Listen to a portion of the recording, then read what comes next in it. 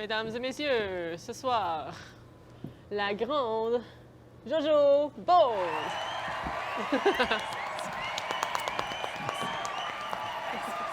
Bonjour tout le monde, je m'appelle Jojo Bones, je suis un peu stupide, un peu suceuse, puis je peux-tu dire suceuse à la télé? J'ai dit suceuse. Je recommence. Bonjour, je m'appelle Jojo Bones, je suis ici. Mon nom en tant que garçon, c'est Patrick. D'accord. Puis mon alter ego, si on pourrait dire, c'est Jojo. Ton chandail, c'est-tu ton chandail traditionnel, là, la transition avec Jojo? Oui. Je mets souvent des camisoles vu que ça s'enlève plus facilement, pas abîmé, oui. La peau, on doit hydrater la peau le plus possible. Parce que, étant donné qu'on met beaucoup de maquillage, tu veux pas que la peau finisse en écaille. Puis ça va mieux aussi pour appliquer le maquillage par la suite, vu qu'on remplit un peu plus les pores. Et non, merci. Le moins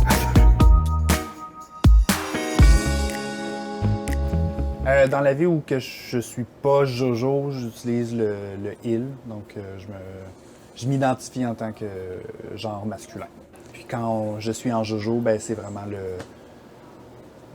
le genre féminin, donc elle, mais en même temps, le monde sont tout le temps un peu ambivalent, est-ce que je dois dire il ou elle, ça c'est pas... Moi, je suis pas très difficile à ça.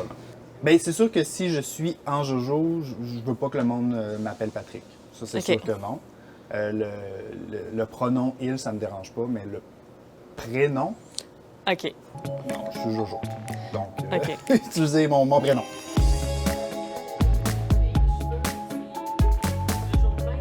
J'essaie le moins possible de me fier sur, de reprendre des maquillages que j'ai vus parce que je suis jamais capable de les faire. Fait que finalement, je ressemble à un chihuahua frappé par une auto. Mais la couleur, j'essaie de... Moi, je fais le bleu. Faut juste que ça fitte avec le plus possible avec ce que je vais porter.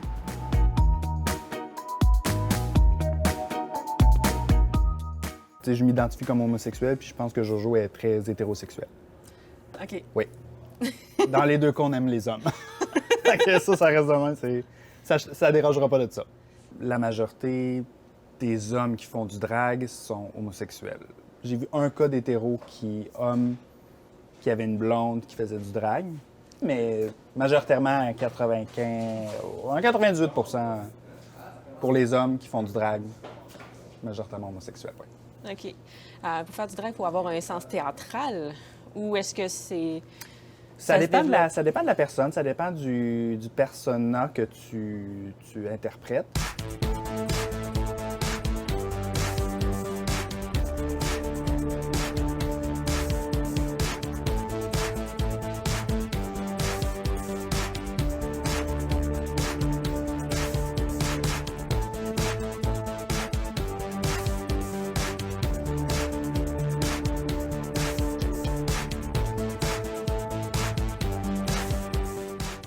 Dans ma situation à moi, oui, j'ai fait beaucoup de théâtre, d'improvisation quand j'étais jeune, donc ça déteint beaucoup sur Jojo.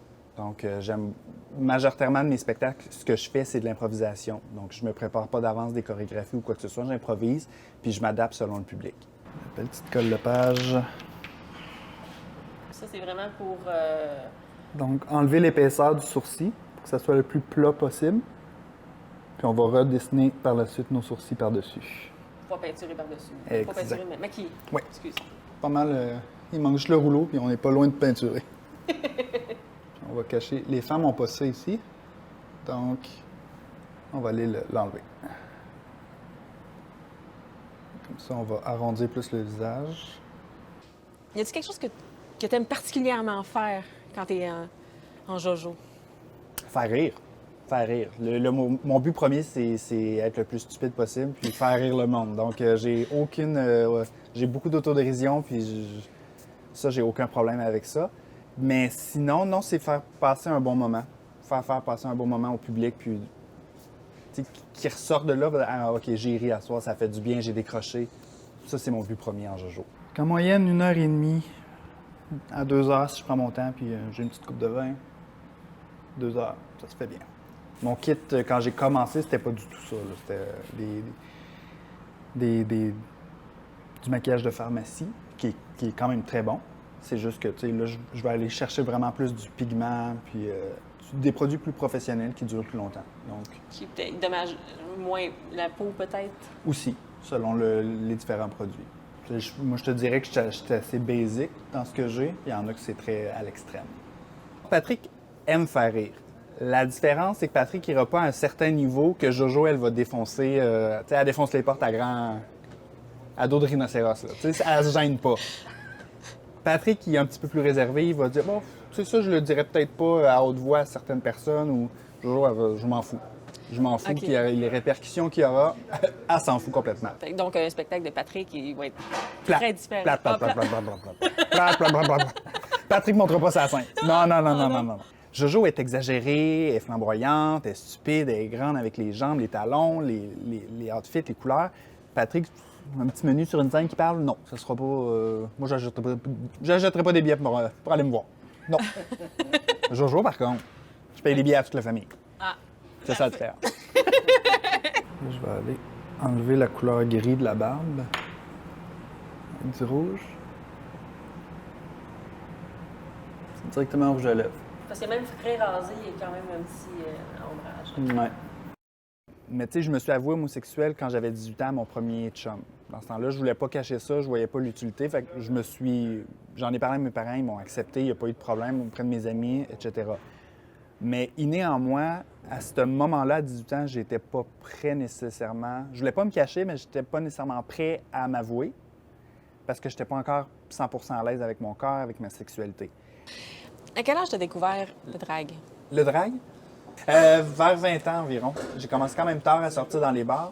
J'habitais à Sorel dans le temps, donc il n'y avait pas de plateforme de drag queen là-bas. Puis quand je suis déménagé à Montréal, puis je suis sorti au Mado, justement, c'est là que j'ai découvert vraiment la scène drag queen. J'ai un ami qui fait encore du drag aujourd'hui, avec qui j'étais à l'école secondaire, puis lui, il était très assumé. Puis il y avait une certaine jalousie en moi de le voir super flamboyant, il portait du maquillage à l'école, il se faisait beaucoup Intimidé? intimider, merci.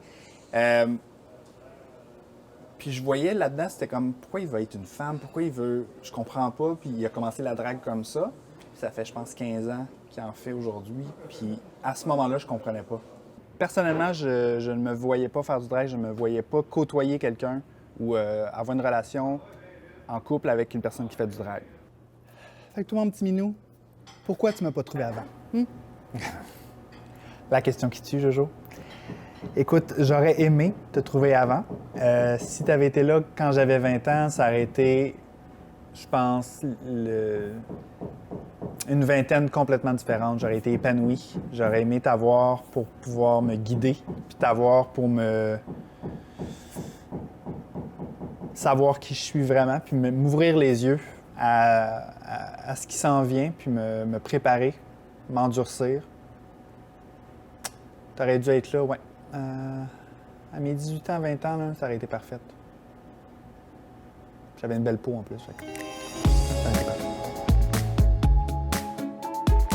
Bloquer les sourcils.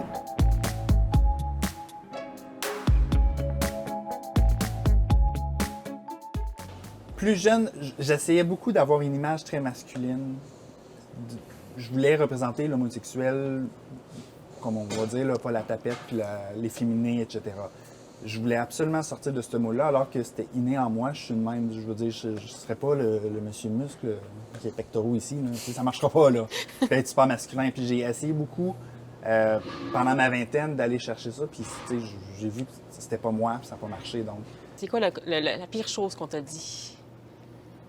Que ce soit pour ton orientation sexuelle ou pour la... ben, je pense que Jojo. c'est vraiment les mots fif et compagnie. Là. Plus jeune, ça m'atteignait vraiment beaucoup. Je pense que le plus blessant, puis c'est vraiment physiquement, ça m'est arrivé une fois. Je me suis fait battre à la sortie d'un bar dans le village. T'sais, alors qu'on c'est censé être une free zone, d'être en sécurité. Je sortais du bar, puis je voulais traverser. J'ai regardé clairement des hétéros, puis ils ils l'ont pas pris que j'y regarde. Donc, puis tu sais, à ce moment-là, quand j'étais plus jeune, ce qui m'a plus fait mal là-dedans, c'est qu'il y avait tellement de monde dehors que personne n'a rien fait. Tout le monde regarde, puis tu sais, ça, c'était comme, OK, mais la genre de communauté où on se serre les coudes, ben, elle était pas là. Donc, ça aussi, ça m'a fait grandir un peu plus. Puis, mais tu sais, en même temps, on peut pas contrôler. C'est pas tout le monde qui veut s'en mêler non plus, donc c'est correct. Mais si vous me regardez 3 contre 1, ça le fait pas, OK? Je pense que c'est quand j'ai mis les fausses hanches, puis j'ai vraiment mis les seins, puis j'ai fait, OK, body. Tu sais, des bonnes fesses, j'avais pas ça. J'ai pas ça. Là, c'est vraiment l'entièreté du costume quand on le fait que je vois la transformation. Parce que juste le maquillage, j'ai juste l'air folle. Je suis comme maquillée, mais je suis en gars. On dirait que ça... C'est pas 100%. C'est pas fini. Non, c'est ça. T'as-tu déjà compté le nombre d'épaisseurs que tu mets? Fond de teint, il y en a... Tu sais, j'ai quand même mis 2 couches. Le blanc, le brun, le contouring, le blush, les yeux, les sourcils. Ça en fait. C'est presque comme un caisse de vélo. Si je me demande si je tombe en pleine face, je peux... Ma face en dessous va être correcte, je sais pas. Faudrait essayer. C'est mon conjoint, en fait, qui m'a poussé à faire de la drague. On écoutait une émission de RuPaul, puis il disait...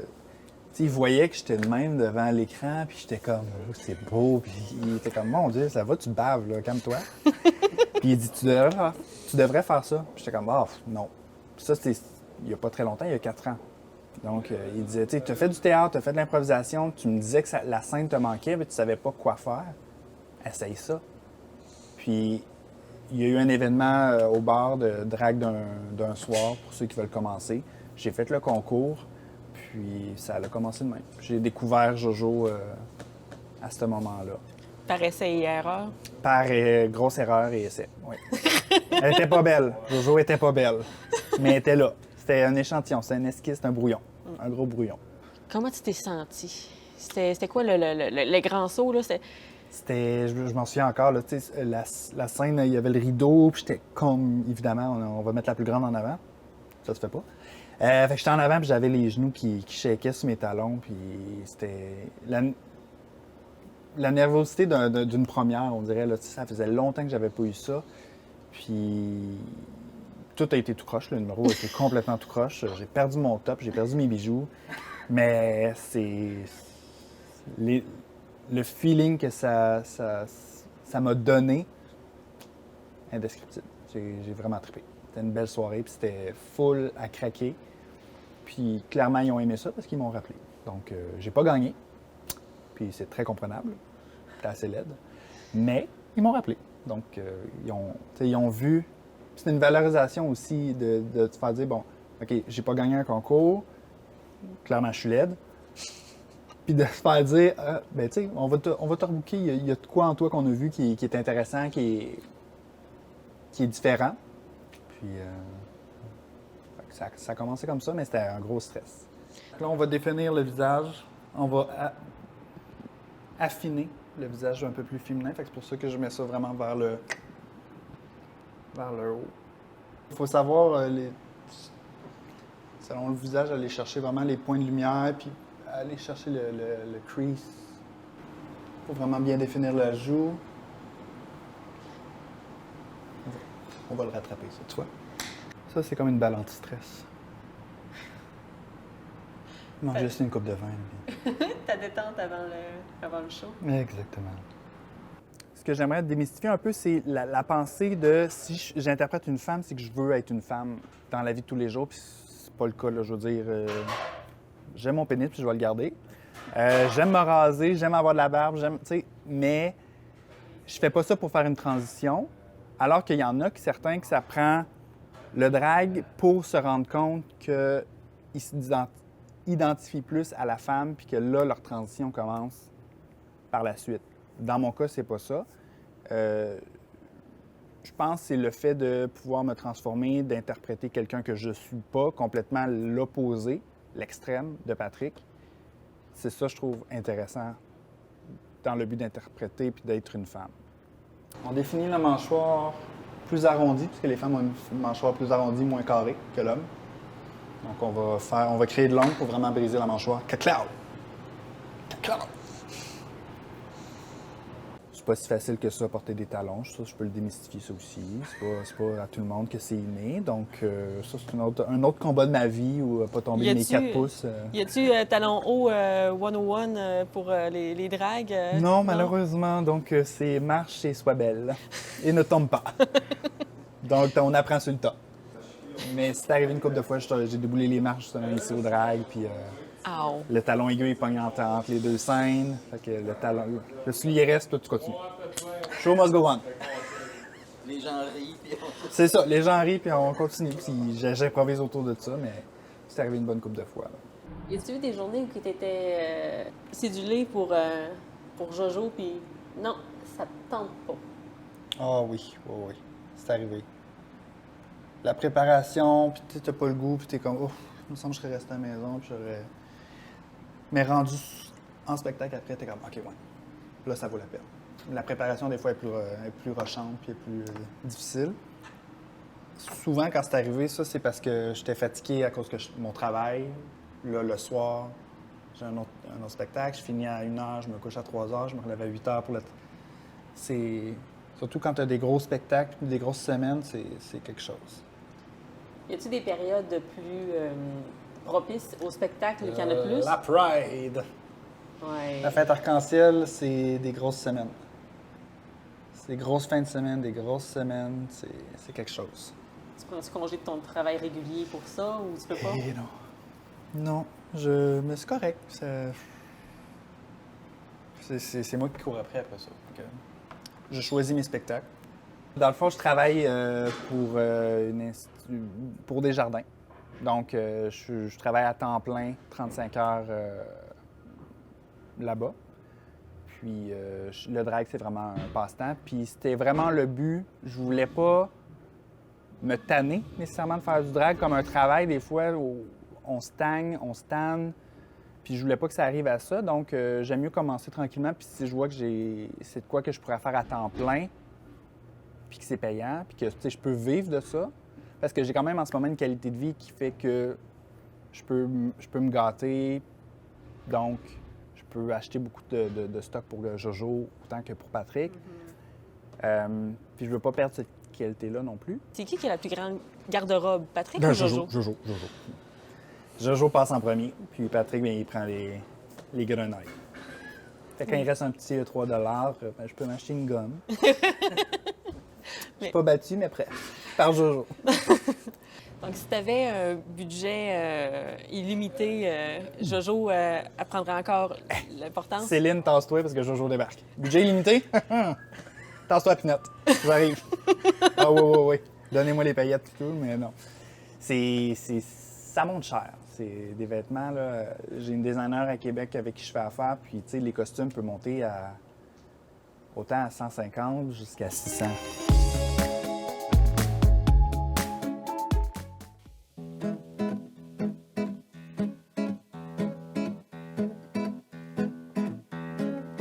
Quand vient le mardi, la grande Zoa met ses bijoux, ses chinchillas. Puis à minuit, la grande Zoa autour du cou se met un boa. Y en a qui marmonnent que la grande Zoa, ce serait un homme, on dit ça. y en a qui marmonnent que la grande Zoa, ce serait un homme, on dit ça. Dans sa rose blanche, elle s'en va place blanche, dans les nightclubs ou dans les pubs. Aussitôt qu'elle entre, elle devient le centre des conversations entre garçons. Comme elle est bizarre, mais quelle allure elle a! Et ce grand foulard, oh, mais c'est un boa! Comme elle est bizarre, quelle allure elle a! Et son grand foulard, oh, mais c'est un boa! Si de toute la semaine on ne la voit plus, elle n'a tout de même pas disparu. On peut la retrouver rue des Saints-Pères, décorateur et antiquaire. On complet veston, plein décoration. Ils font du Louis XVI avec des yeux de braise. Et quand vient le mardi, la grande Zoa met ses bijoux, ses chinchillas. Et puis à minuit, la grande Zoa autour du cours met son boa. Il y en a qui racontent que dans sa famille, on a parfois honte quand elle se maquille. Il y en a qui racontent que dans sa famille, on a parfois honte quand elle se maquille. Elle va chez Henri pour boire un coca. Il demande un whisky pour son boa. Quand il est très tard, on la voit rentrer, fumant un cigare à grosse bouffée. On n'a jamais su qui était Zoa. Elle fut mangée crue par son boa. Elle fut mangée crue par son boa. On n'a jamais su qui était Zoa. Elle fut mangée crue par son boa. Elle fut mangée crue par son boa. Jojo au volant, est-ce que c'est... Ça, c'est drôle. Ça, j'aime ça. Ouais. Je me suis fait arrêter une fois en drague, alors que je sortais d'un bar. OK.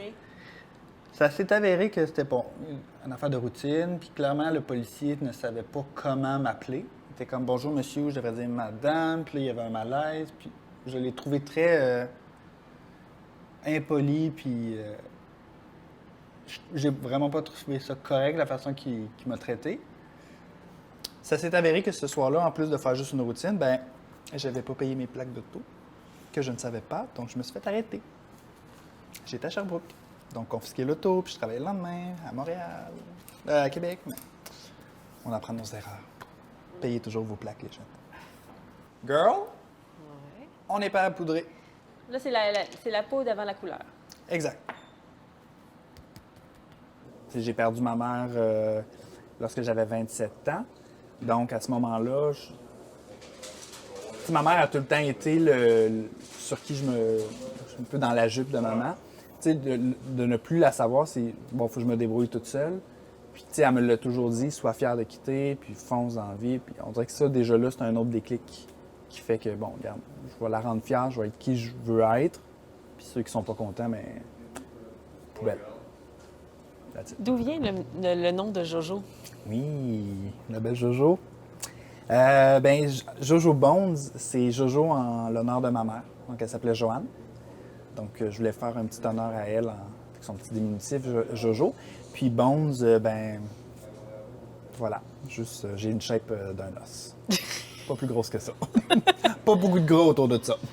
Tu vois, dans le personnage Jojo, à force de faire des essais, etc., j'ai plusieurs perruques de différentes couleurs. Mais comme tu peux voir aujourd'hui, Jojo est rousse. Tu as choisi le nom de Jojo pour ta mère. Oui. Est-ce que ta mère était rousse? Voilà. Donc, le personnage de Jojo est rousse en hommage aussi à ta mère? Pas nécessairement en hommage, mais je trouve que avec les essais que j'ai faits, le roux me va mieux. C'est de famille. Et voilà. C'est dans mes gènes. Je suis une rouquine. Dans l'univers des drags, y a-tu de l'entraide ou bien c'est chacune pour soi puis ça se bitch? Ah, des grosses bitches. Moi, la première. Non, c'est bien. Là, tu vois, il y a un peu de Jojo qui ressort, là. Elle est jamais bien loin, hein? Non, jamais très, très loin. Elle reste tout le temps. Non, c'est beaucoup d'entraide. Beaucoup, beaucoup d'entraide. J'ai énormément d'amis qui m'aident avec le drag. J'ai une de mes amies proches, une de mes amies drag proches qui fait mes perruques. J'en ai une autre qui m'aide qui m'a beaucoup aidé pour le maquillage. C'est sûr qu'il y a certaines personnes, comme dans n'importe quel milieu, qui ont plus de jalousie que d'autres, qui sont plus envieux. C'est surtout envers les personnes qui sont les plus talentueuses. Tu sais. Mais ça fait partie de la vie avec n'importe quel travail.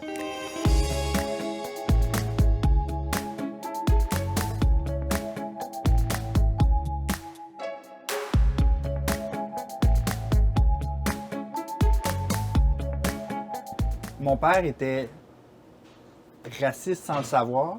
Il était homophobe. Tu sais, il faisait des blagues de tu sais, check-moi la tapette. Mais quand moi, je me suis avoué, ça a pris du temps à l'accepter. Puis après, quand il me dit, telle personne me dit comment t'allais si t'avais une blonde. Puis mon père me dit, non, mais il y a un chum. Mon fils a un chum. Puis quand mon père me dit ça, j'ai fait, oh, OK. Il a passé l'étape, là, il accepte, puis il n'y a pas de problème. La génération dans le temps, il ne voyait pas le problème. Fait qu'il fait une blague de même. Mais tu sais, il faut s'éduquer. Donc, tu sais, on lui fait savoir, non, c'est une joke comme ça se dit pas.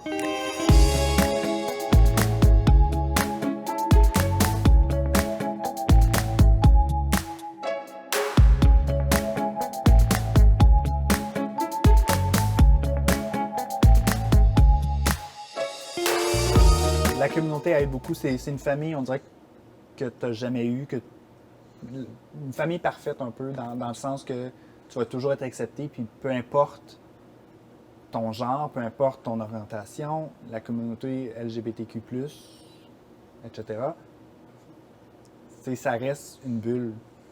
Ça, c'est le fun. Puis, en grandissant, j'avais que des amis de filles avant, fait qu'il y avait beaucoup de choses que, bien qu'elles m'acceptent, ne comprennent pas nécessairement. Puis en allant, le drag, j'ai élargi un peu ma zone d'amis LGBT. Donc, il y a plus de compréhension, plus d'aide. J'ai pas de misère à sortir de cette bulle-là parce que je sais que s'il arrive de quoi, j'ai cette bulle-là justement qui peut me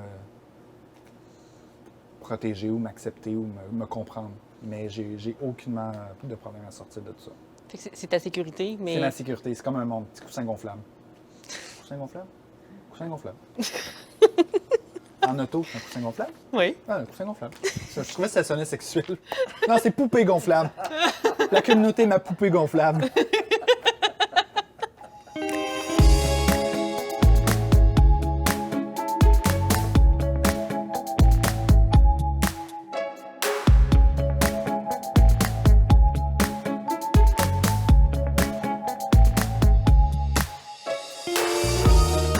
J'aimerais beaucoup démystifier justement l'art de la drague parce que c'est très ciblé, très niché aux 18 ans et plus. Puis on dirait que j'essaie de casser ce moule-là pour aller plus vers l'accessibilité à tous, plus générale. Donc, faire de la drague pour les enfants, personnes âgées, les familles, que ça soit plus accessible, que ça soit pas nécessairement que dans les bars. J'ai pas eu cette plateforme-là étant enfant, puis je pense que ça m'aurait grandement aidé à m'accepter, à comprendre qui j'étais. Parce que je me souviens, jeune, je regardais les garçons sans même savoir que j'étais homosexuel. Je trouvais ça beau, une femme avec des talons, toute bien grimée.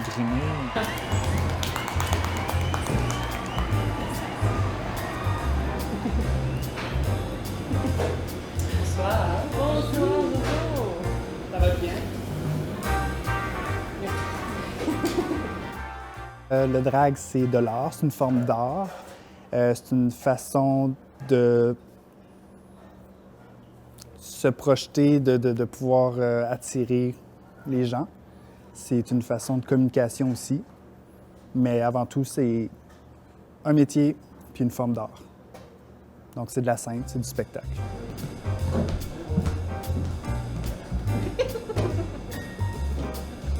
C'était-tu bon? Fait que toi, dans le fond, Jojo, est-ce que tu te vois plusieurs années à performer encore? Il y a une retraite qui s'en vient? Je le prévois pour mon budget. Très bonne question. Très bonne question. Je vais y aller selon ce que la vie va m'emmener. Donc, je vais voir ce que le futur me réserve. Puis, je ne suis pas barré à continuer pendant des années. Par contre, si je vois que j'ai plus de plaisir, donc la passion va s'être atténuée, je vais tout simplement arrêter.